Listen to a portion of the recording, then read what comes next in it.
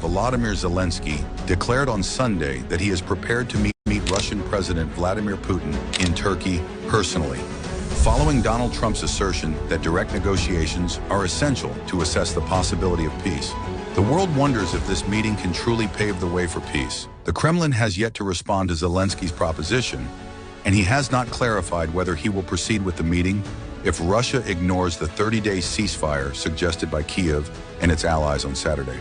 Since the onset of Russia's full-scale invasion of Ukraine in February 2022, no face-to-face negotiations have occurred between Moscow and Kyiv, the last round taking place in March 2022. We are demanding a full and lasting ceasefire starting tomorrow as a foundation for diplomacy, Zelenskyy stated in a post on X. It is pointless to continue the violence. I will be waiting for Putin in Turkey on Thursday, personally. I trust this time the Russians will not come up with excuses, he added. In the early hours of Sunday, Putin proposed resuming talks that had been held in Istanbul back in March 2022.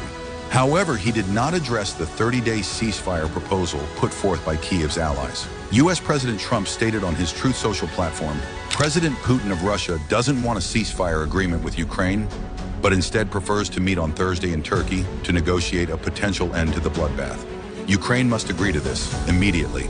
It will provide a clear understanding of whether a deal is possible, and if not, European leaders in the U.S. will know the situation and can act accordingly. Kyiv and its Western allies maintain that an unconditional ceasefire to halt the fighting is the sole means to advance a diplomatic resolution in this three-year-old conflict, the gravest in Europe since World War II. Russia's assault has claimed tens of thousands of lives, devastated Ukrainian cities, and severed relations between Moscow and the West. During a visit to Kyiv, the leaders of France, the UK, Germany, and Poland, supported by Trump, called for an unconditional ceasefire in Ukraine starting Monday.